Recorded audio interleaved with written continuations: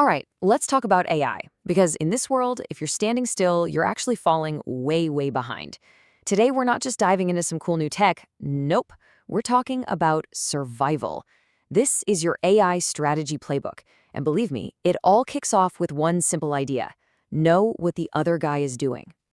So let me ask you a really critical question, and I want you to be honest with yourself. Is your AI investment, is it a real advantage? Or is it kind of just a smokescreen while your competitors are just blowing right past you?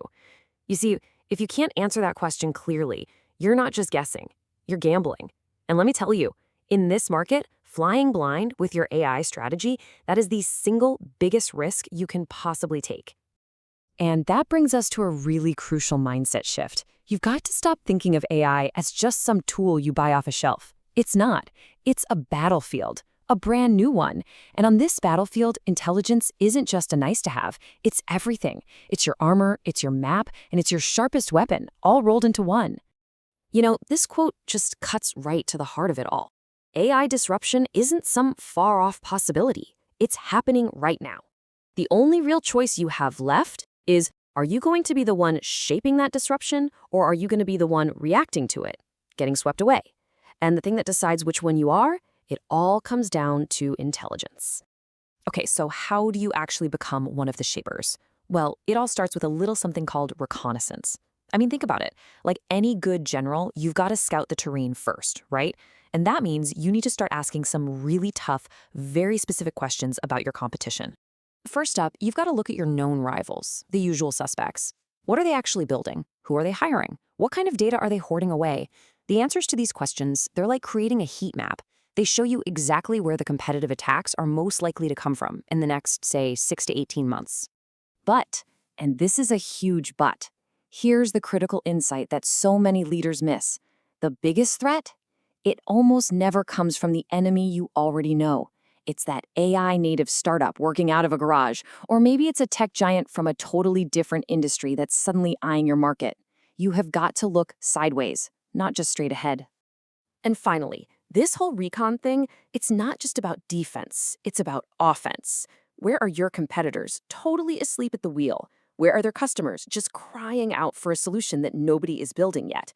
That's your opening. That's the gap where you can use AI to build a lead that nobody can touch. So where do you even find all this intel? Well, you're looking at things like public announcements, patent filings, who they're hiring.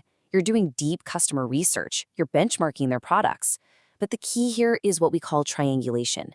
See, no single source is going to give you the whole story. You absolutely have to connect the dots between all of them to see what's really going on. Okay, so once you have that intelligence report sitting on your desk, it's decision time. It's strategy time. And your first, most fundamental choice is this: are you going to play offense, or are you going to play defense with your AI? You can think of it like this. Is your main goal just not to fall behind? To hold your ground? Well, that's defense. That's just maintaining parity. Or is your goal to completely break away from the pack, to create a whole new standard? That's offense. That's about building something your competitors just can't copy no matter how hard they try. So a defensive move is really all about covering your bases. You know, if every single one of your rivals has an AI chatbot for customer service, then you probably need one too. Not having it makes you look bad, it's a liability.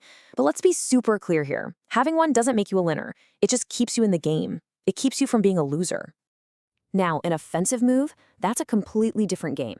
This is where you leverage your unique stuff, your proprietary data, your deep expertise in your field to build something truly revolutionary.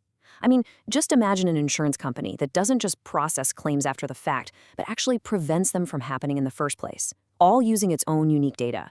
Now that is a game-changing advantage, and it's incredibly hard for anyone else to replicate. And this idea, it brings us to the ultimate goal of any good offensive strategy: building a fortress. In the business world, we call this a competitive moat. You know, a deep, wide barrier that protects your market share and your profits from even the most determined attackers. Now, in the world of AI, these moats really come in 3 main flavors. First, you've got data moats. These are built on proprietary information that literally no one else can get their hands on. Then you've got talent moats. This is when you've assembled an elite team that knows both AI and your business inside and out. And finally, you have the deepest moat of all: integration moats. This is where AI is so deeply woven into how you operate that a competitor couldn't copy it unless they copied your entire company. But let's be real for a second. Building a true, defensible moat is a long-term campaign. This is not a weekend project. We're talking years of patient, sustained investment. So if anyone ever promises you an instant competitive advantage from AI, they're selling you snake oil. True advantage is built, brick by painful brick. Okay, so all this theory is great, right? But how do you actually put it into practice? Well, right now, we're going to give you two simple but really powerful frameworks you can use to map out your game plan, starting today. First up is something called the competitive posture matrix. Think of this like your GPS. It helps you figure out exactly where you are right now. Are you a leader with advanced AI that's totally central to your strategy? Or maybe you're in the urgent quadrant, where AI is critical for you, but honestly, your capabilities are lagging behind. Just knowing where you are on this map is the absolute first step to figuring out where you need to go next. And second, once you know your position, you've got to decide on your response. So when a competitor makes a move with AI, what do? Do you match them just to stay in the game?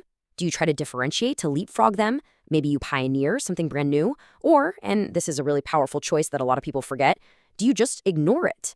The secret here is that a winning strategy isn't about just picking one of these. It's about knowing when to use each of these four responses. So look, if you take away just one thing from all of this, let it be this. Organizations that ignore the competitive landscape, they're just investing blindly. They're pouring money into projects without any kind of map. But the ones that understand it, the ones that really get the context, for them, every single dollar they invest becomes a strategic weapon aimed at building a real, defensible advantage. And all of that really leaves us with just one final question for you. We've walked through the reconnaissance, the strategy, the frameworks. You've basically seen the playbook. So the only question left is, what's your first move?